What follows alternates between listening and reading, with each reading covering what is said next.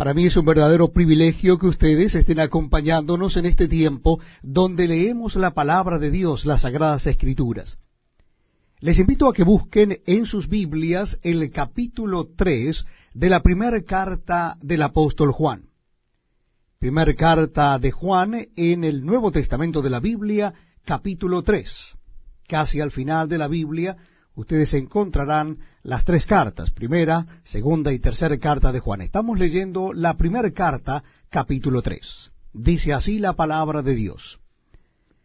Mirad cuál amor nos ha dado el Padre, para que seamos llamados hijos de Dios. Por esto el mundo no nos conoce, porque no le conoció a Él. Amados, ahora somos hijos de Dios, y aún no se ha manifestado lo que hemos de ser. Pero sabemos que cuando Él se manifieste, seremos semejantes a Él, porque le veremos tal como Él es.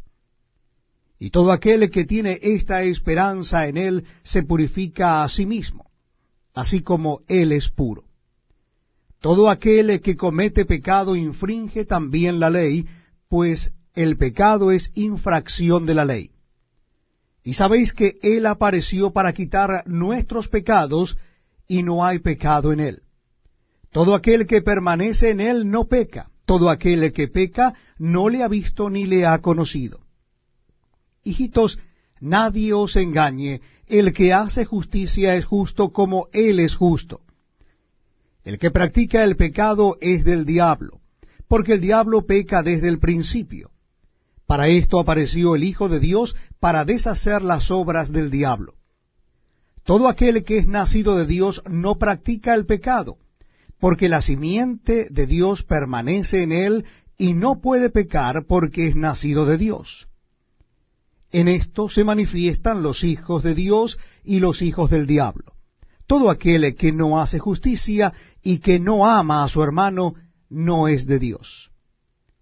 Porque este es el mensaje que habéis oído desde el principio, que nos amemos unos a otros. No como Caín, que era del maligno y mató a su hermano. ¿Y por qué causa le mató? Porque sus obras eran malas y las de su hermano justas. Hermanos míos, no os extrañéis si el mundo os aborrece. Nosotros sabemos que hemos pasado de muerte a vida en que amamos a los hermanos.